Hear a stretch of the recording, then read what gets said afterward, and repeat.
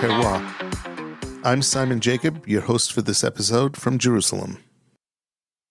Before we get started, I ask that wherever you are, please take a moment and pray for the safety of our soldiers and the safe return of all of our hostages. Welcome back to the Kosher Terroir, the podcast where we uncork the stories behind the world's finest kosher wines, one bottle at a time.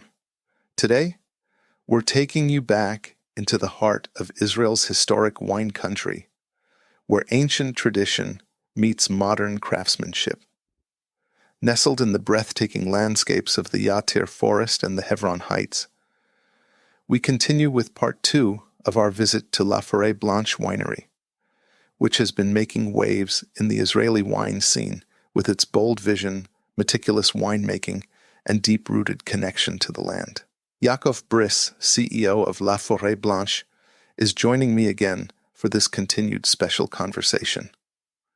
With a background in e-commerce and a passion for wine that runs deep, Yaakov has played a pivotal role in rebranding and expanding the winery, turning it into a rising star in the world of fine kosher wines. In part 2, we'll continue our discussions while tasting through Forêt Blanche's different levels of wine offerings, and Yaakov's expectations of each of their wines. We'll also dive into the significance of each terroir, and what makes their wines stand out in an increasingly competitive market. If you're driving, focus on the road ahead.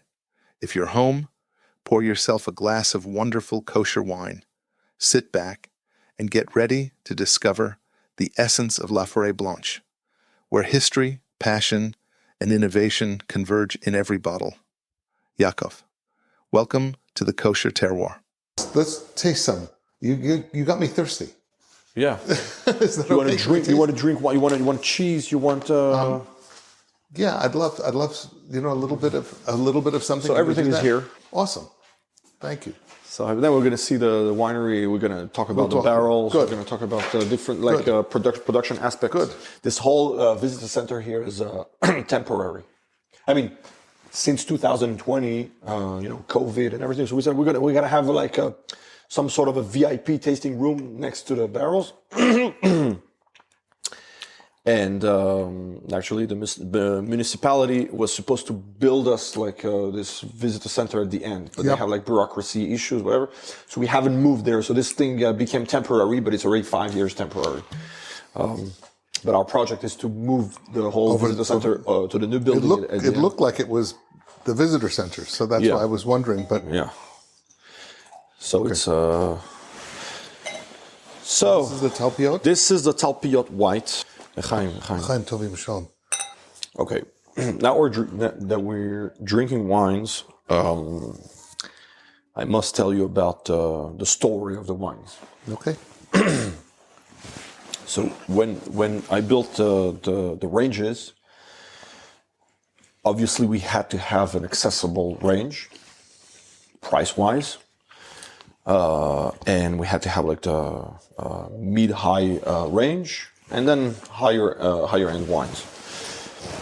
But my intention was that when the visitor or the taster goes through a tasting, he would actually go into an adventure that would take him from south of Hebron or even like the northern Negev, up the hill, through Hebron back to Jerusalem.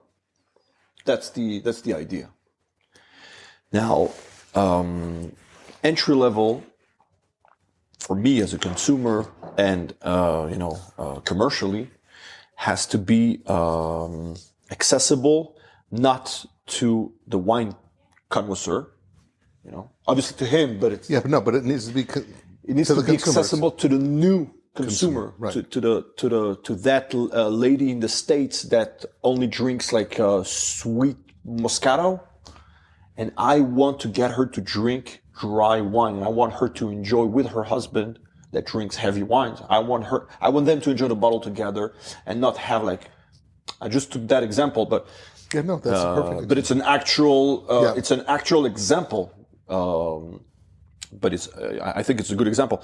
That woman that would drink her own bottle, and the husband would drink his heavy red wine.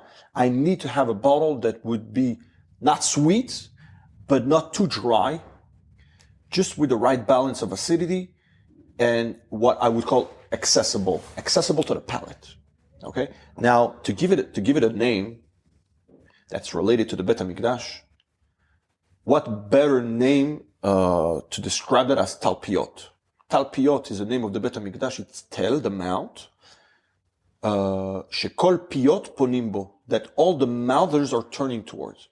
Wherever you are in the world, you're praying towards the Bet HaMikdash. Yep. Towards Jerusalem, not even the Bet HaMikdash. Yeah, but when you're in the States, you can't even imagine like what the Bet HaMikdash looks like. You just pray, like you look in your watch, like whatever your yep.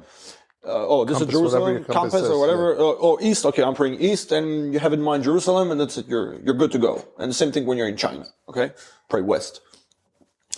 So here was south of Hebron. I'm starting to south of Hebron, northern Negev. Okay, and I'm talking to you about Bet HaMikdash, but you have no idea what Bet HaMikdash is.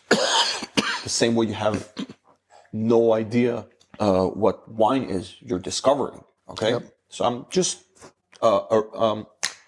raising that idea with a wine called Talpiot, accessible to all piot, to all the mouth.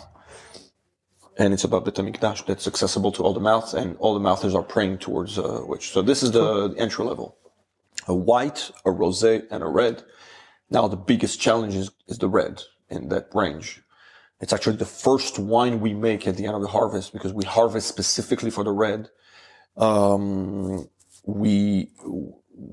The fermentation process is specifically for that Talpiot. So it's made into a Talpiot by definition.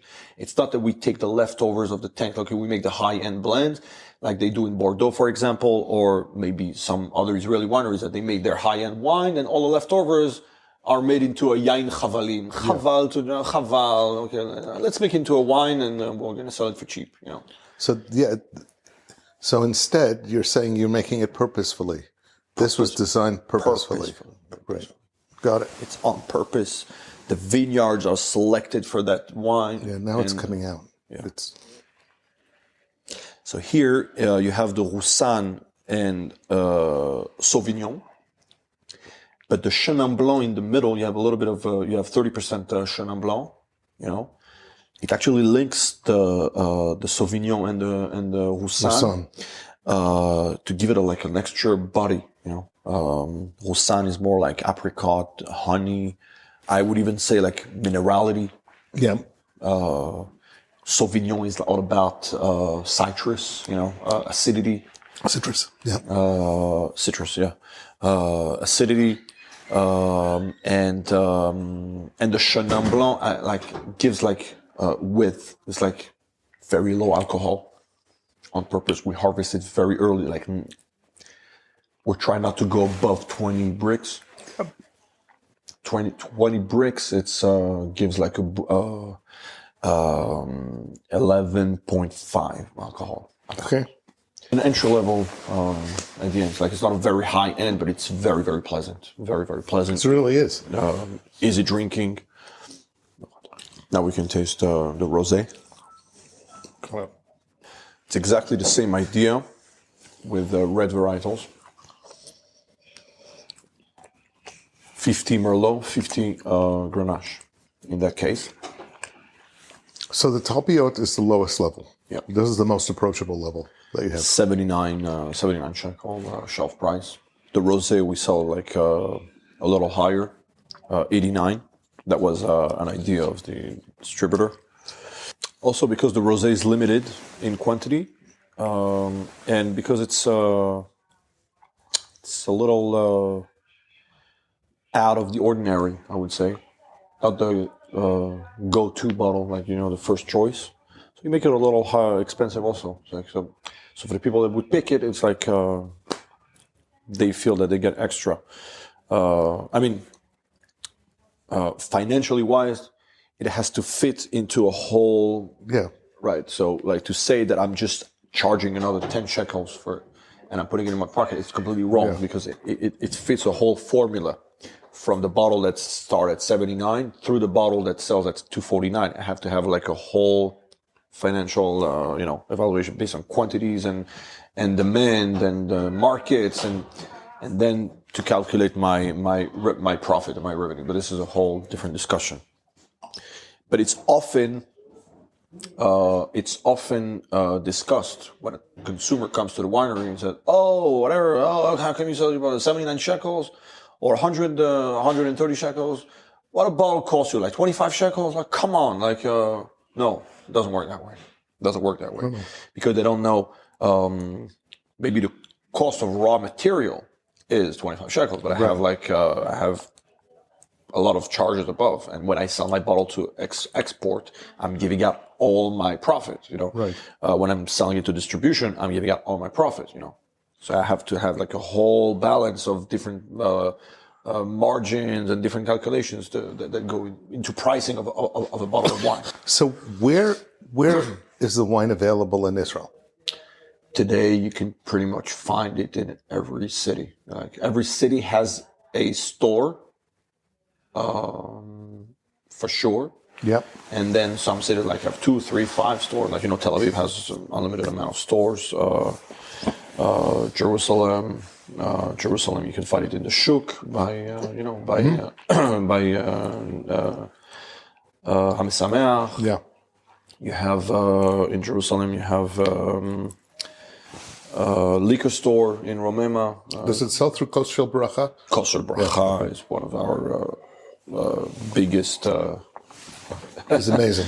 Yeah, Eviatar is really doing a great job. Actually, I met Eviatar when I made Aliyah. Mm-hmm. I lived in Gilo in Jerusalem, so I used to pray on Friday mornings. I used to pray at the Shtiblach in Katamon, and he just opened up it was the time when he just took over the old store. He just it was brand new into the business, and he had this concept on Friday to have blind tastings. Like he used to cover the bottles, 3 bottles every Friday, and you taste one of them. And you buy what you like, but you don't know what it is. And this way, every Friday I discovered new bottles. He actually taught me a lot about. He's a really special person because of new that. places. And I tasted wines by him, and I bought bottles that I told him, like, even I would never pick that bottle if it wouldn't be a blind tasting, right? And I wouldn't have tasted it by you. Even if you would have it like unblinded and offer me a tasting, I wouldn't taste it. I'm not going to say names of wines that I tasted and experienced by him, but this is how I got to know Eviatar. And since then, we stayed friends. It was way before I went into that industry, and, so. He's a very special person. So you see, even in the nose, you have this balance between the fruit and what would you call the acidity. You can't smell acidity, but you can imagine like the. If we would put a smell and acidity, this is what it would smell like. You have this little bit of strawberry on one side, but not too much. It doesn't go into the jammy strawberry that would give you a headache in the summer. And on that other end, you have like this red grapefruit, like Californian grapefruit. Yes. Right. Yes. Pink grapefruit. Pink grapefruit. Yeah. So it's like sweet and acidic. It's like I love that balance. It's a great wine. Summer, you drink it cold, and it's like also low alcohol, 12% alcohol. You just pop up a bottle on your porch, like in the summer. You could actually eat with it also. Yeah. Like a barbecue or I'm gonna make. It's got enough acid. Yeah. What I found is if as long as it has enough acid, you can eat some interesting things that you normally not eat, like Asian foods that are spicy. And this will work together with that really well. My favorite food with that wine is pizza. Pizza with that rosé. Yeah. Kick-ass combination. Completely. this is in Provence when you sit down in a pizza, like not a pizza, American style pizza. Like I'm talking about French pizza. You sit down and you eat with a knife and a fork, right? Yep. They pour you a glass of rosé with an ice cube. Unbelievable. In Jerusalem, have you ever gone to Mojo? Mojo? It's a restaurant. I've heard of it. I was supposed to do a tasting there. You should. They have a dairy and a meat No. It's meat, but they have meat pizzas. But they're like dairy. They have cheese. It's all kosher. Right. They have like. But it's amazing, absolutely amazing. Everything has got so much flavor. Very flavorful restaurant. It's great. The owner, Svi Maller, is also a wine enthusiast. So he's a person that you should sit down. We should arrange to get together and do a tasting there. Absolutely. It would be great. Wow, absolutely. You'd love it. The pizza that I'm talking about is like Anthony's Pizza? Yeah. Wow. Anthony's as well. Anthony's is David Gez. This is the pizza that I'm talking about. Do you know David Gez? Okay. This is the pizza. Yeah. Well, the difference is that Anthony's is all halavi. Yeah. This place is basari, and it's amazing. It's all about his dough. Right. Right. We're making a jump into a high end white. This is a Viognier. This is the Viognier called Ariel. Ariel is the name of the Bet HaMikdash. I have a whole story about it, but it's here at the bottom. You can read Amechakim Lebinyan Ariel. It's a song that we sing on Friday nights. Oave Hashem Amechakim Lebinyan Ariel. The whole story behind it is like the dream of the rebuilding of the third Bet HaMikdash. That at one point, it's about the Gemara in Baba Batra that says that. After Churban Bet HaMikdash, they stopped drinking wine, they stopped eating bread and meat, and let's stop drinking water. Everything reminded them of the. I'm just making it like but this is what it really is, everything reminded them of the Bet HaMikdash.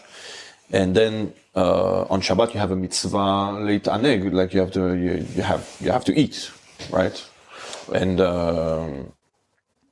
so. We're going to eat meat. We're going to have wine on Shabbat, okay? Because we have a mitzvah oneg. And then when you drink wine and eat meat on Shabbat, obviously it reminds you of the Bet HaMikdash, the korbanot and the pouring. And this is when you remember. So you sing about what you had, but you dream about what's going to be on Shabbat when you drink the wine. But this range, Ariel, is. The dream winemaker's blend, a white and a red that are all about the winemaker. Now, if I'm taking you through the ranges, Talpiot is all about the fruit. You have the next range, it's called Dvir, which we're going to taste 4 reds that are all about the terroir. Okay? The expression of the terroir, even though the winemaker maybe would do things different or the consumer would drink different, but it's all about the terroir. This is what the terroir has to offer. This is what you drink. You like it, you don't like it, this is what it is. And Ariel is all about the winemaker. Now, when you start the fruit, Talpiot, you go through the terroir of Hebron, you continue through Tekoa, which is the Syrah of the red Ariel comes from Tekoa. Then you reach Jerusalem. You've reached Yar Levanon, which is the Bet HaMikdash, and you're in. You basically took that adventure path. Yeah. The grapes are sourced from where? Soucia. This is Soucia. Viognier and Chenin Blanc. Now, this is a crazy winemaking.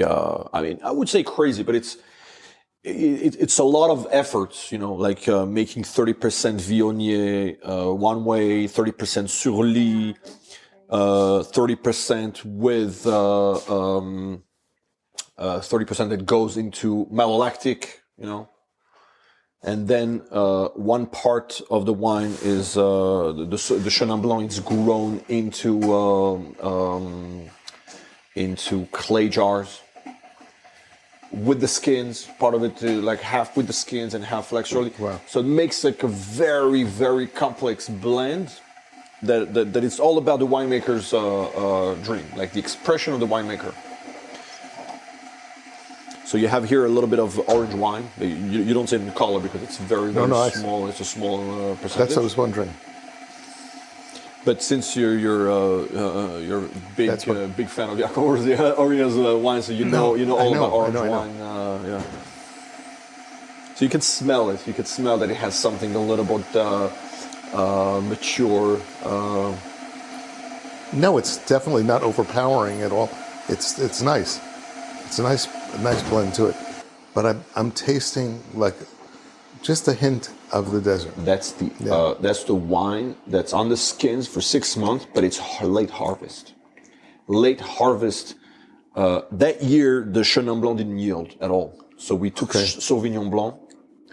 We let it on the vines to grow old, and we harvested it almost when it was like dry. So even though you put Viognier here, it's not really just pure Viognier, it's a blend. Yeah, it's like it has, that year, it has like 7% Sauvignon Blanc. Okay. On the skins. Okay. Right, that year. That's what, okay. I'm going to give you a taste right now before we go into the res. I'm going to give you a taste of the 2024, which is a Viognier Chenin Blanc. It's like a real. It's in the vats, or it's already blended. I would love to taste it. Right, it's already blended. Let's go into the production. I would love to. I would love to. And then you're going to see exactly what he meant. Okay. Because it's going to be the 2024. So that desert, I'm not going to say botrytis because it's way. It's not botrytis, yeah.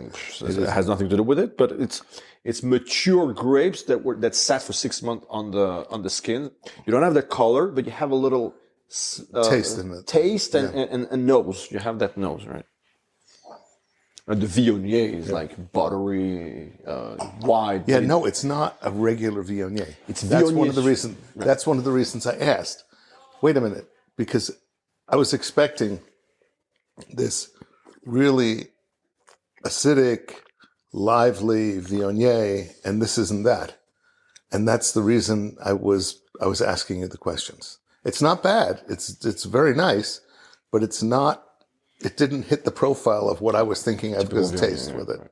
But it doesn't go, the Viognier didn't grow in barrels. Normally you would put the Viognier in barrels and then they would give you that the oaky, the oaky and then the acidic. And so it would be like another version of a Chardonnay, Right. He wants to keep all about the fruit. Bruno, when he makes the wine, he wants to take out the fruit out of the Viognier. So you don't barrel, you don't really barrel whites? No.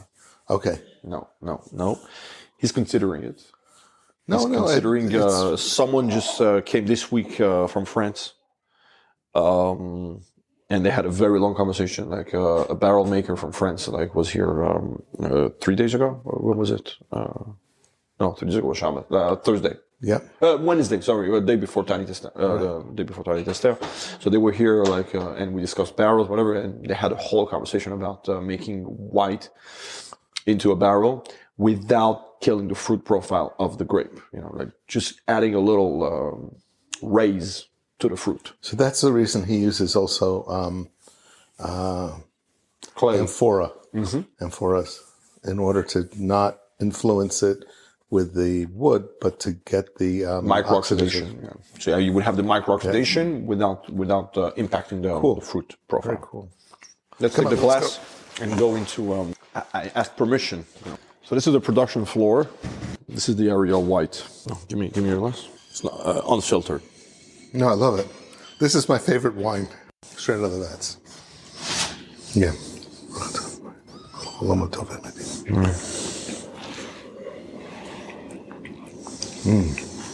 Wow. It went partially surly, partial like malolactic, partial. This is the whole thing. And so you do surly inside the vat?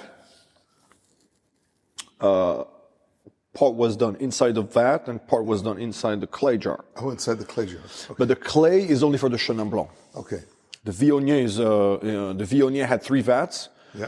One surly, one surly, like maybe the more fine surly, so it's different lees, Yeah. you know.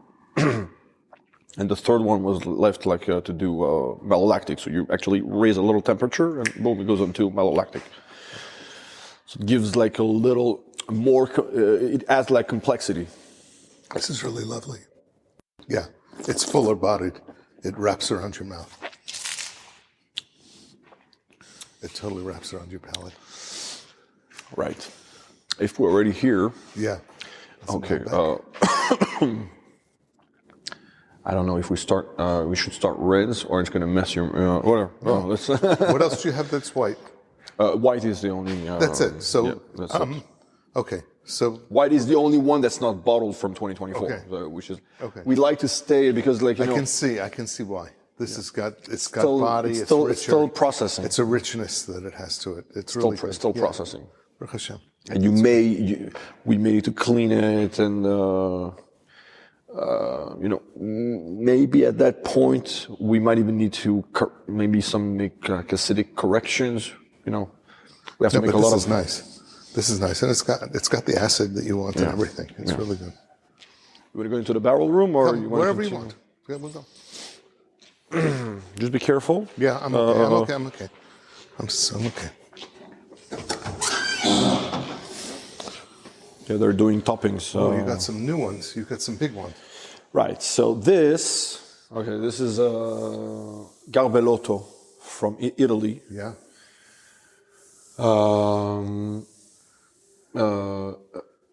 We're the first winery to bring this in. I think Ramot Naftali has like one old one, smaller ones from Garbellotto, very old ones. And this year, Eyal Drory and Bruno brought them in. Bruno's dreaming about this for years. Eyal Drory, I saw a picture of him unwrapping it, and it looked like a kid unwrapping it. Yeah, but Bruno was on the floor and was smelling it. It was like all the accessories, just like when I was a kid and I was getting a Lego gift for Hanukkah. Like I was on the floor, your legs spread open, and then this is exactly how Bruno sat down on the floor. You know, these are the clay jars. So we have two types of clay. Right. This is Italian clay, and this is Chinese kaolin clay. Wow. Okay. It has more more micro-oxidization. Different level. Okay. Yeah. And also like different minerality in the clay. So it gives this is where we put it for 6 months with the skins. Like it's a very small volume. Yeah. And this is surely. Cool. These are the barrels. You want to taste this? I mean, it's a high-end red. So we're jumping to the Ariel red, like we tasted the Ariel white. Yes, yeah. It's above the Dvir, okay? Mm-hmm. So this is all about the winemaker's blend. It's a Petit Verdot and Syrah. Okay. Blended together in a new foudre. Okay. Yeah. This is like 25, almost like 3 hectoliters. Okay, give me your glass. Let's have a rinse.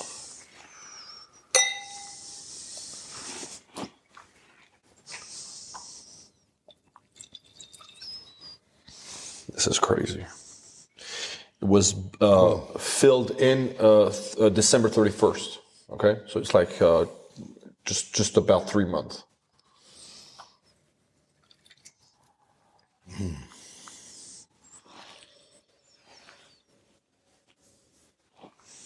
You're gonna see you're gonna smell the wood profile. Now, even the wood profile, we had very long meetings with the producer. They developed like a laser reader to read the aromas profile of each each piece of wood. So they have a laser. They have a way to read the aromas. It's like crazy. So they selected each of the staves based on the profile that we want into the wine. They built a whole profile for Bruno. Wow. Crazy. It's so tannic. But it's not aggressive. No, it's not aggressive tannic. It's broad. But it's nice. But it's developing. It's developing now. Yeah, it needs to stay another, it's the beginning of its life. But you see where this is going. Yep. Right? Wow. Just be careful. No. Okay. Sorry. So now we're going to discuss maybe a little the barrels. Bruno uses mostly French barrels, but he hates wood. Hates. I know what you mean. Oaky wine, doesn't want the what oaky- he calls mitz nagaria. Like in Hebrew, you have this Meats from a carpenter. Yeah.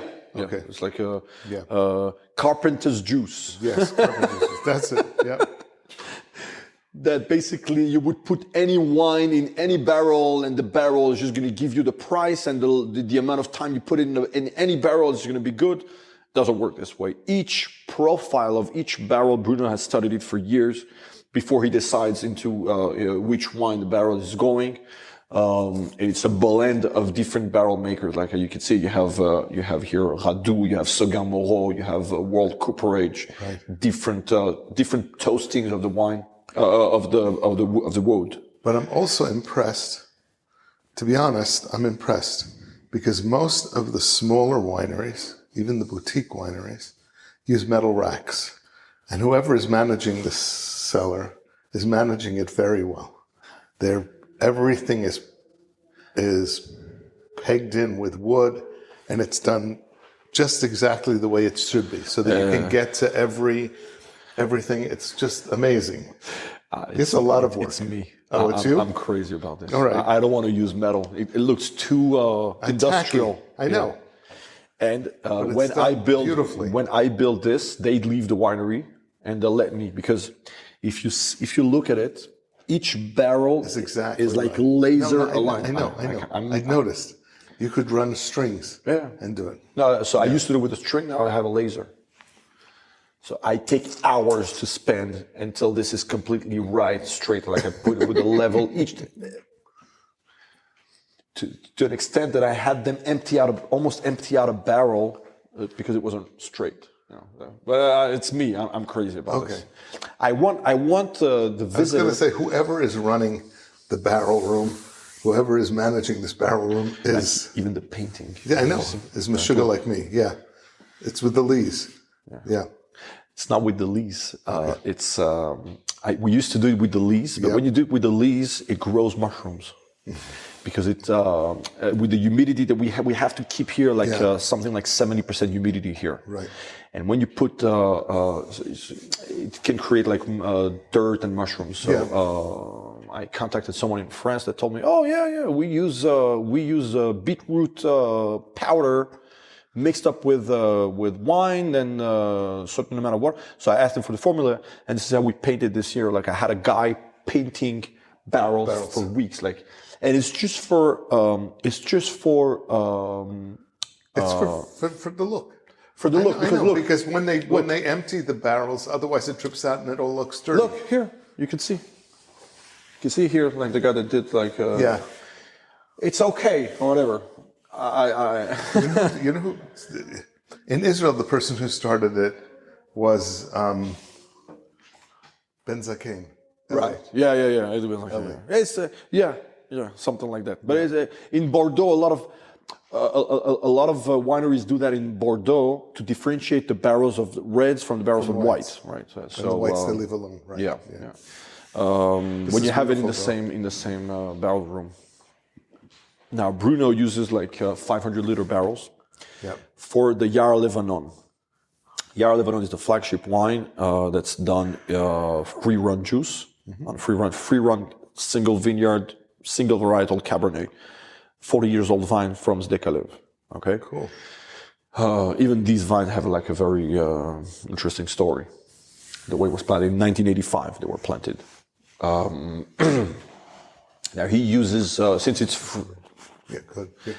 free-run juice. It's you may lack of tannins, when because you don't press. Some tannins lies in the skins, right? So the way to overcome this is to have a very long maceration before fermentation, then a long slow fermentation, not too low in temperature because then it doesn't ferment all the way, but not too hot so it goes too fast. and not too many remontages, like aggressive remontage that would actually rush the fruit or anything. And then use of exclusively new barrels, only new barrels for 24 months. Now, new barrels might sound like very heavy in oak. When you do 12 months in new barrel, you have very aggressive oak. But when you do 24 months in new reduces. Oak, it basically goes up and comes down. Yeah, exactly. It's amazing. It's like strange that if you leave something for a longer period of time, it actually pulls it back out of the wine. Settles. It settles, right. It settles. Right, 100%. And the mix of using a 500-liter barrel reduces that even more without touching the micro-oxidation process, right?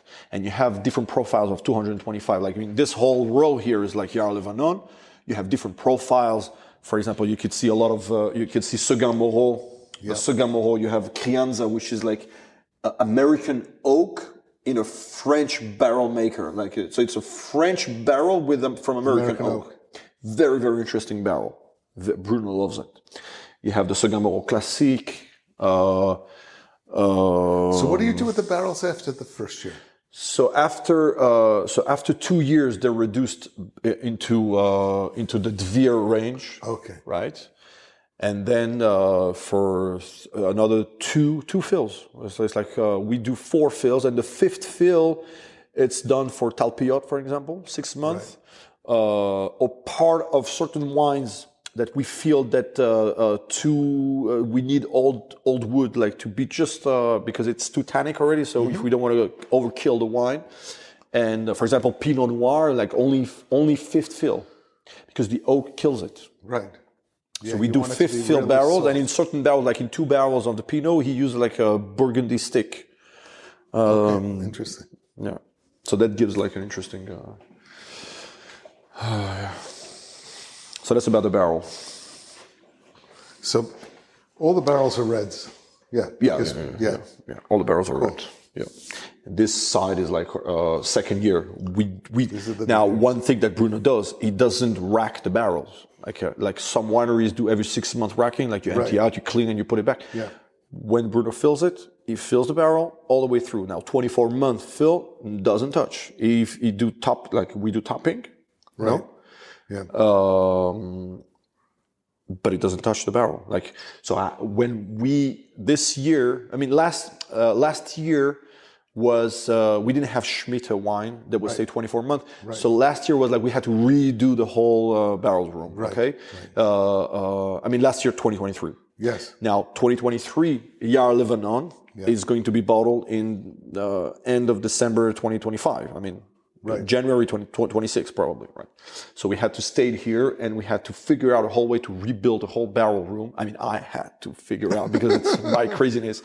So I said to him, "Ma piton, like we're constructing a wall of 500s and all the 225s are going to be in the middle and we have the Garbelotto here. So there's no way we're not emptying them out." No, you don't touch my barrels. You don't empty out my 500, my Yar Levanon, I don't empty out. Because what happens is that when you rack the barrels, you lose the sediments at the bottom. Right. You touch the tartaric acid. You basically you could impact the wine. You do impact the wine. That's the whole. And so his motto is not to touch the wine once you put it in a barrel until you bottle it. Cool. So I had to redo this thing. So I did okay, so we're going to do 500 here, 500 there, and the 225s behind. Yeah. Now I understand. Now I see how much sugar you are. Yeah. That's cool. That's great. So we have these vats here. Right. We have more vats coming in. But we're managing. We do also open fermentation in Shiraz. I'm going to show you a video. It's like they do this in Australia. You see these vats here? Yes. Yeah. And it's so practical because you see the height, so you could actually do the pigeage very easily, very gently, and you could actually pile them up, and you just take them down every day to do the pigeage. When you empty out, you just like bend it over and you empty it out, and the process of fermentation in the like open fermentation is like crazy. So it gives so much fruit and so much flavor because you have like a lot of oxygen, so you oxidate everything else but the fruit, you know. So this is to give what I would call, if you would have to profile the identity of the winery, I would say it's something in between New World wine and Old World wine, you know, because Bruno is still like quite Old World wine, free run, slow processes, barrels, aging, etc. before releasing the wines. But all these things are quite from the new world, like to give fruit and accessible wine immediately. You don't want to wait 15 years to drink your wine anymore. Like nobody does that anymore. I mean, it's not the mainstream. No. You know? I get it. Actually, when he worked in Yatir, Bruno was one of the founders of Yatir in 1999. And he worked there until 2007. They called him the... I mean, he had once one of the Rothschilds visiting the winery, and they wanted to do something together. And at the end, they didn't do it. And he took Bruno on the side and he said, as French, from Frenchman to Frenchman, you know, like, said, don't become a kangaroo. Like, don't become a kangaroo. This is how much French hate the New World. Like, you know, when you touch processes and you change stuff, they hate it. So the Dvir, you have like this. You have the Pinot Noir, which is 2023. Okay. I have nothing. I have nothing older than that because we didn't do Shemitah. Yeah. But it's actually ready to drink. I would love to taste that. We have the Petit Verdot. Yeah. Which is quite unique. It's not the Petit Verdot you would expect. You know? Okay. We have the blend, and we have the Cab, which is 2023 also. Okay. The story about the Pinot is they have this... Menachem planted this vineyard, like it's about three dunam, to experience Pinot Noir because someone told him that it would do great at that altitude here. They actually won medals in 2011, but they had no idea what they had on hand back then. I mean, Bruno did because Bruno started his way in Burgundy and he was a big Pinot Noir guy. But here, he didn't have the audience to sell it to and how people would react, you know. And back then, bringing special barrel profiles for this and growing, it wasn't what he did back then. When I came here, I started like to taste Israeli Pinot Noir. The impression that I had is like everyone else, you know, this a priori. A priori is like you have this like previous experience and just like there's no Israeli Pinot, like we've heard that many times, and to me it tasted like a bad version of Cabernet, right? You know, this is pretty much a diluted version of Cabernet, because they treat it like Cabernet. And it's Israeli, so it's got a lot of sun, and they treat it like in the barrel, like aggressive, and it loses everything that Pinot has to offer. And I said to Bruno, okay, listen, we have 3 dunam Pinot. We have 2 possibilities. Either we take it out and we plant Cabernet, or we make the best possible version of Pinot Noir ever. Let's try. So every year we learned and tasted and fine-tuned it and see how we could harvest it and grow and make everything possible to have like the best Pinot Noir, the best version of an Israeli Pinot Noir. You know, and I think we're just about to get there. I don't know if you know, it's great. Look at the color. I mean, it's an Israeli Pinot Noir color, okay, but we're lighter. So, to me, Pinot should taste like a walk into a wet forest after the rain. You know, this is what Pinot Noir should really taste like, with the mushroom and the mousse. You say the mousse, like the green, The moss. the moss. In French, it's mousse. And I think we're getting there. It has some fruit profile that's undeniably Israeli. Okay, but it has a Pinot Noir profile. It definitely is. You have the mushroom, the truffles, the wet dirt, wet pine trees. This is lovely.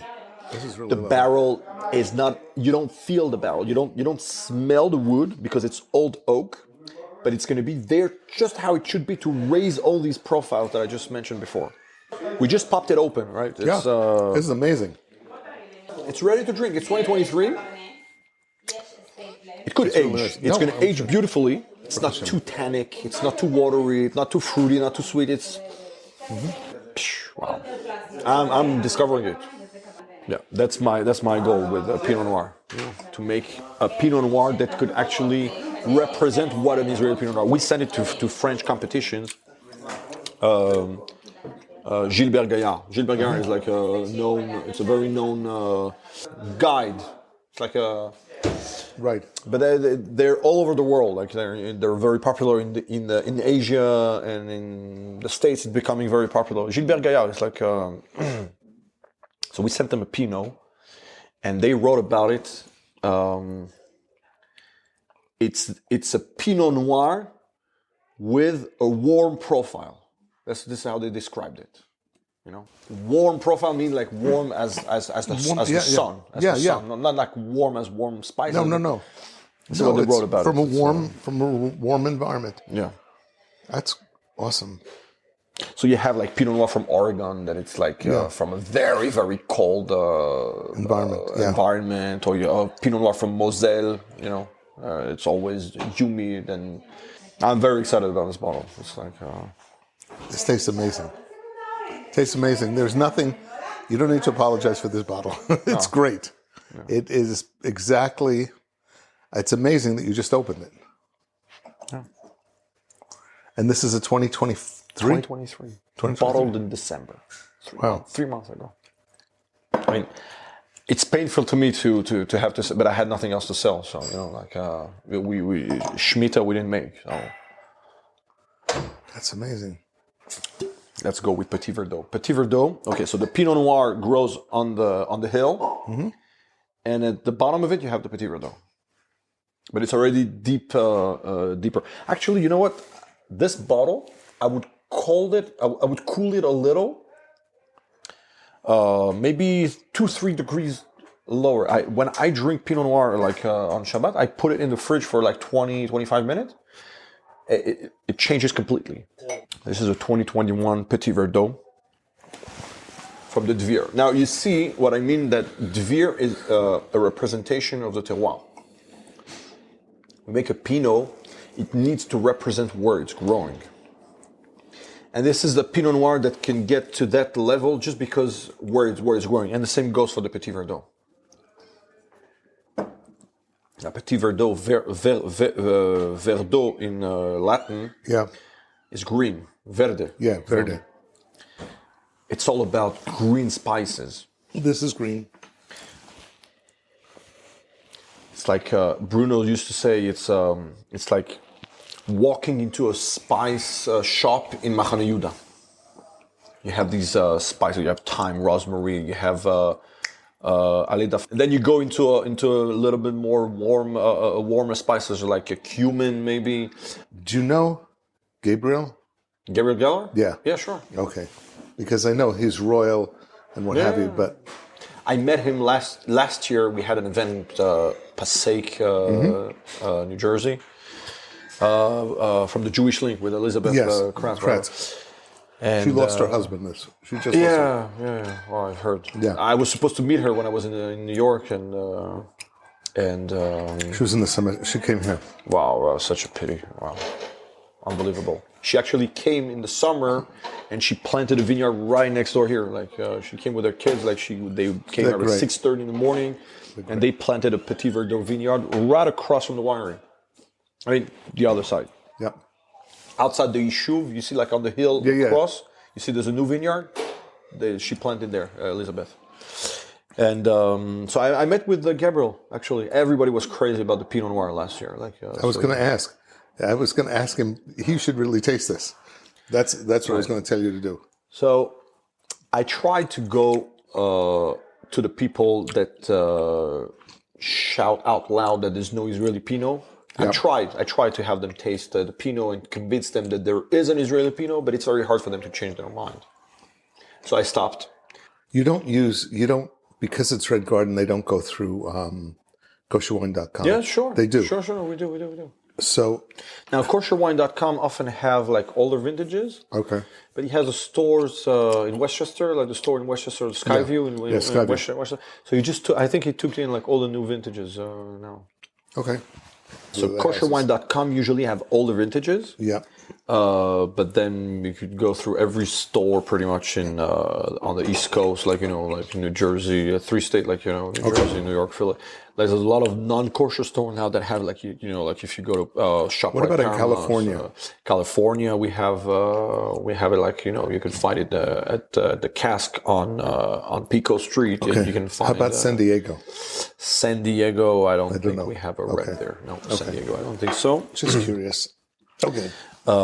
We have it in Chicago, Illinois by Sarah's Tent. We have in Florida. We're doing well. Great. Yeah. Baruch Hashem. This is the nicest time of the year to come here. Everything is green. Everything is growing. I know. Coming back to life, and you feel like you're in Gan Eden. It's like, And the Yar is unbelievable. That forest. so this is the just first trees of Yar Yatir. Right. First trees. You go behind that hill, you have the Yatir vineyard. No, the desert is there on the east. Yeah, right. Yeah, you see like the whole Judean desert. And The reservoir is where? Which side? straight across. Okay. It's like 5 minutes from here. Yeah. No, so I saw it. Etty took me around. Oh, right. Yeah, you told me.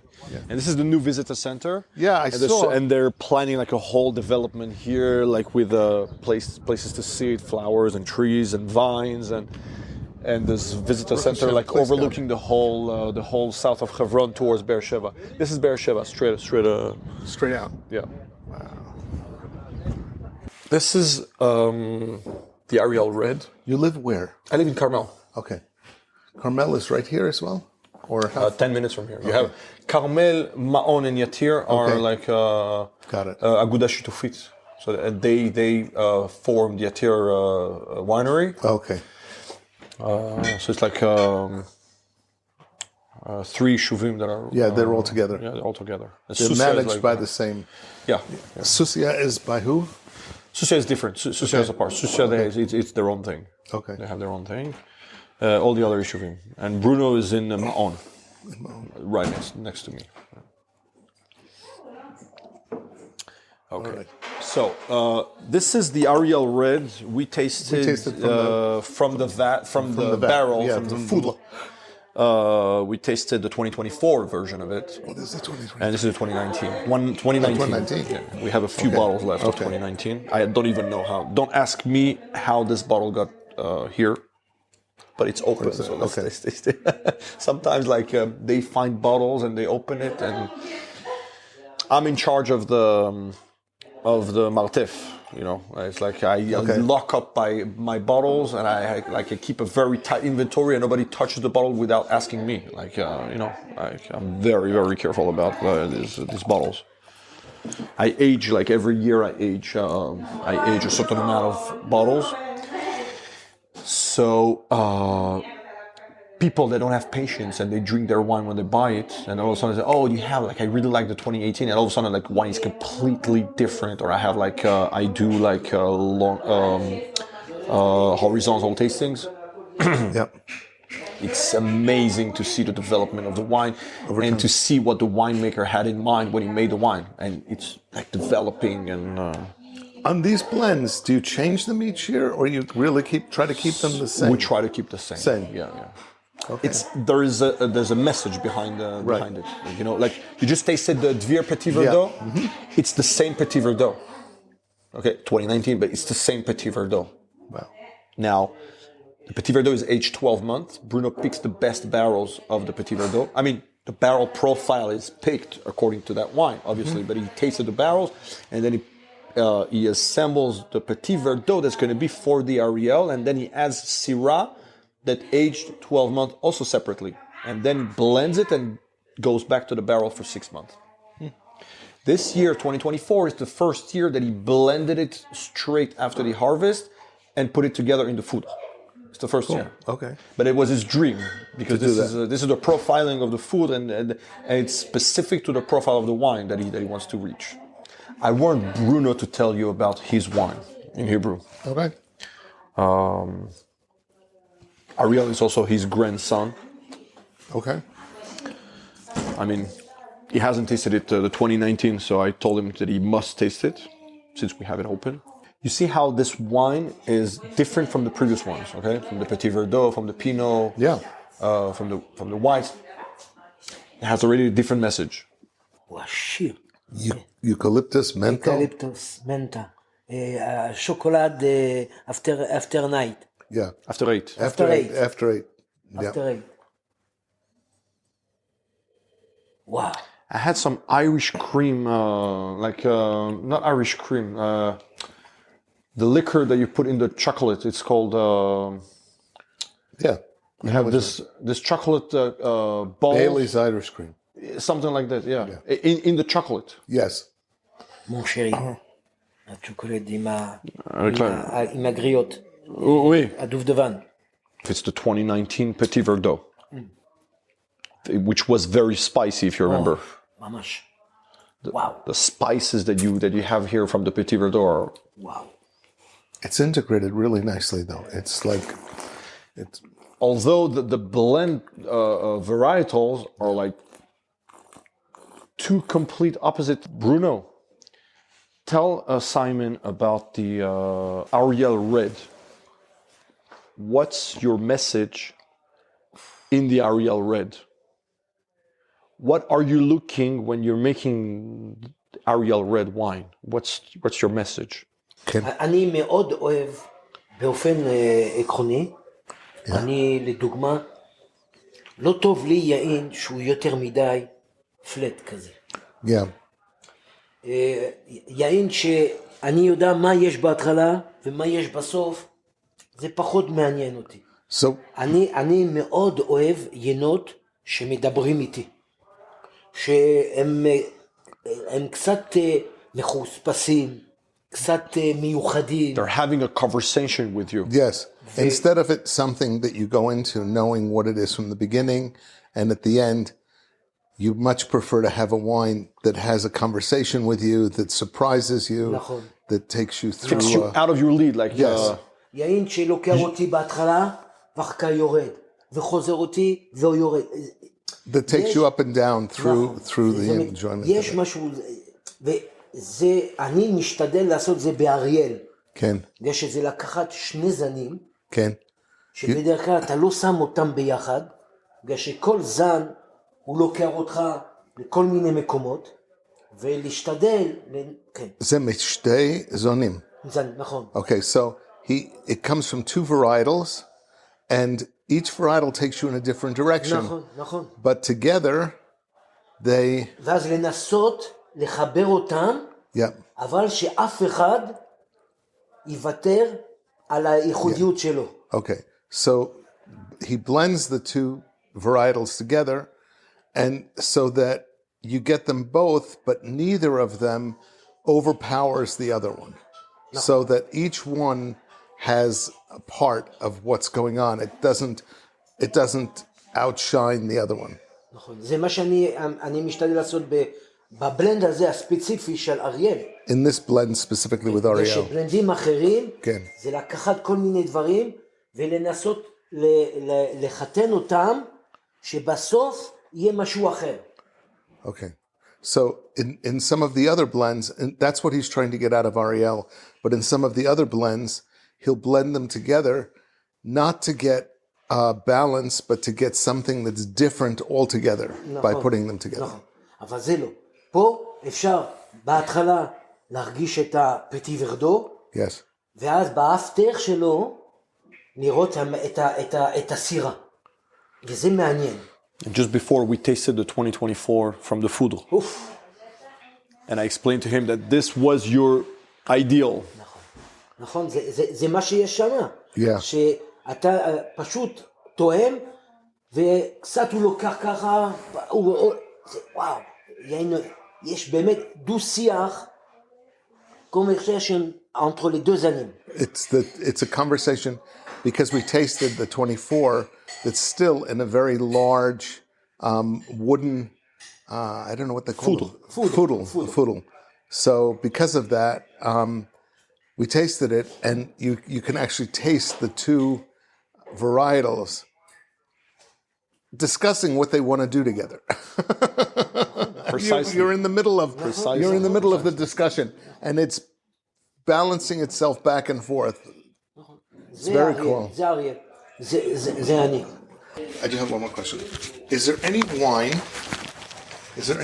in particular that doesn't get enough attention from you? Not from you, from your customers. Is there a wine that you would like them to pay more attention to? Ariel is all about the winemaker's profile, and actually the person that doesn't get enough attention at the winery is Bruno. He, not because he's my winemaker, I mean, I consider myself his son. When people ask me, what's your relationship? Are you father and son? We say yes, like we're spiritual father and son. He taught me so much knowledge. And he knows so much more. And he's learning every day, trying to experience different things. And he's so humble about what he knows that he doesn't even believe himself in being in a winemaker, but he's really a genius. Genius person. I can see that. And Bruno needs to get a lot more attention. Now, if I want Bruno to get a lot more attention, this is why we went on to develop a range or a series called Ariel, which wasn't at the beginning of the winery. It's something that came later into the winery stage. And actually, when we made the Dvir range, for example, we had to make the Dvir blend, for example, the estate blend. It was in terrible pain, because I actually had to tear him apart from his dream wine, which is the Syrah, in the estate blend, and make it into a blend that's so actually commercial. So in Hebrew we say mitchanef. It's like so. And it was very painful to him because it's the opposite of what he believes. Yeah. Instead of making it distinctive, you made it smoother and accessible. Like we made what people want and not what we want. And then we created the Ariel to get that attention. Now, people don't get enough of this understanding of what Bruno is, what he's trying to achieve, and what this wine is all about. Cool. Yeah, so I'm glad I asked you. Now we've gone through Talpiot, the fruit, the terroir. We've met the winemaker, and now you want to know what's La Forêt Blanche. Yar Levanon, flagship wine. And again, this is the same thought process behind it. Yar Levanon is what gave the name, because this is the white forest. Yeah. In Hebrew, yeah. White forest in Hebrew, which is the symbol of the Bet HaMikdash. Yeah. It's really lovely. Wow. This has been open since yesterday. Yeah. Yeah, so that's great. Yesterday afternoon. Yeah. Good. So now it's accessible to drink. You see what I like? And in Israel, I find it very hard to find this aroma, the green bell pepper. Yeah, it's very unusual. Usually you find this in Medoc Cabernets. And in Israel, they try to convince me that it's Cabernet Franc flavor, and it's not typical to Cabernet Sauvignon. But I know Cabernet Sauvignon from Medoc. And the balance between the red and the green aromas, like the red being the fruit, forest fruit or plums, and the green being like pepper, bell pepper, or and it's not a lack of ripeness of Ripeness. ripeness. Yeah. It's the exact balance between harvesting at the right time and let it run into a jammy red. Then you would lose all these aromas, you know. And it's so refreshing when you drink it. You want to get more because it balances like the green and the red. It's like the red being fresh, not herbal. Herbal would be like a lack of ripeness, but the green bell pepper at the right amount, of course, because if it takes over the red, then it's wrong, you know. But just a little bit. This is lovely. Now, what's really challenging about this wine that he doesn't add anything but Cabernet and free run. There's no price. He doesn't have the Petit Verdot and the Merlot to play around and make it into a better wine. Just Cab, the way it is. That's what's so special about it. Like, it's an expression of the fruit, the terroir, the winemaker. And it's free run. What do you do with the rest of it? It goes into part of it goes into the Dvir Cabernet, and part of it goes into the estate blend. Yeah. Okay. Right. Wow. זה משהו. יער לבנון. 24 חודשים בחבית. 24 חודשים. וזה תהליך, העשייה שלו, אני יכול להיות שיעקב כבר סיפר לך, שכל העשייה שלו היא דבר מאוד מיוחד. מהבציר, כן.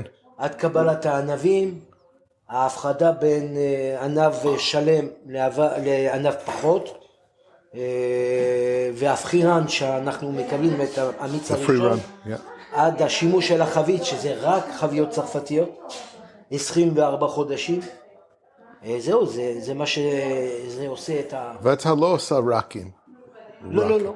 אני רק בתור חבית, נכון? וזהו. We had a whole argument if we had to empty out the barrel. I was telling you earlier, we had a whole argument. I wanted the barrel room to look like you know, balanced, and like to have the 500 barrels like on one end and the 225s on the other end, like the Garbelotto in the middle. And Bruno said, no, you don't touch my barrels. You don't empty out my 500 liters. Yar Levanon, it stays there until next year. So you figure out your way. So I had to find out a whole way of building the 500 on one side, then the new 500 on the other side, and the 225s behind. And it actually looks quite good now. It looks beautiful. It looks beautiful. So one of the things, what Bruno was saying, he was saying it in Hebrew, but what he was saying, I'm going to translate a little bit of it, was that the whole process with the Yar Levanon is it's special. It's special from the time it's picked. It's special when it's actually brought in, and it's just purely free run coming off of it for these bottles, and then it's put into first year barrels, specifically French barrels, that goes on for 24 months.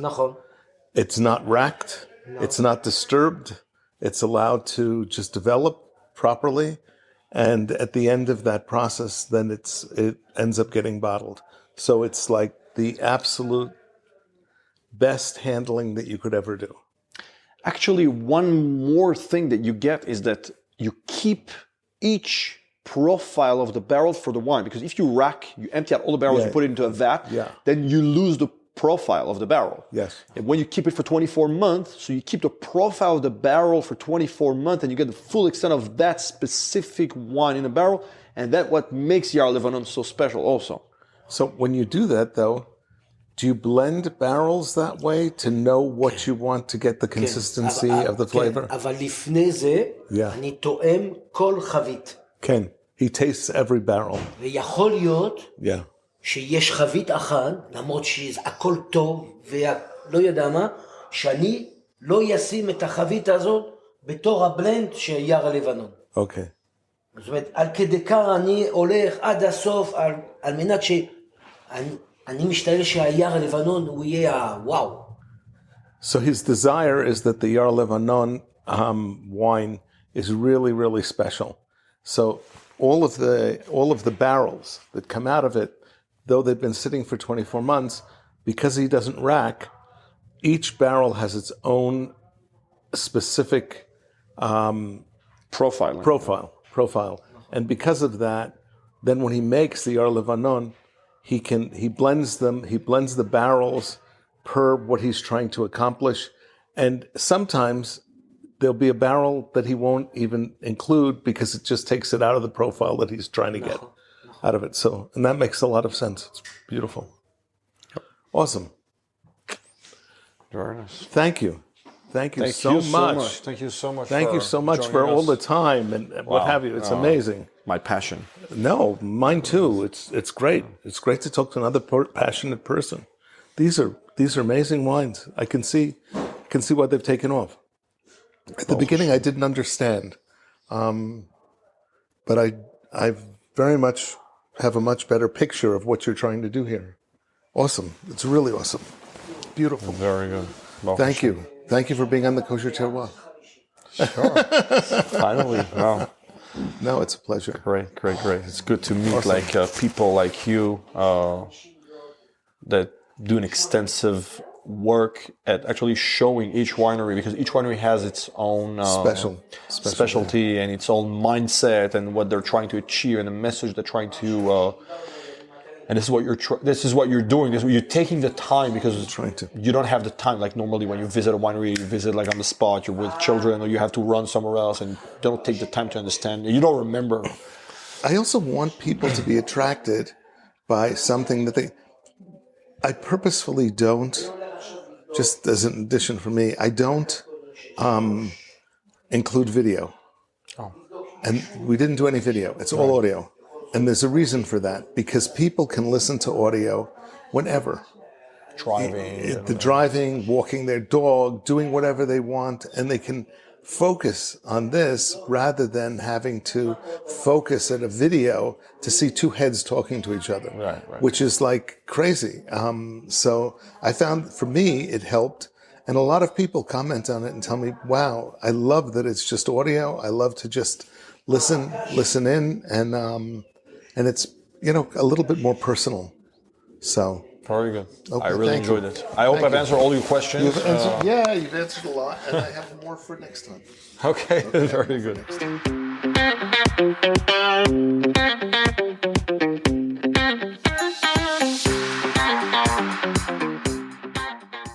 This is Simon Jacob again, your host of today's episode of the Kosher Terroir.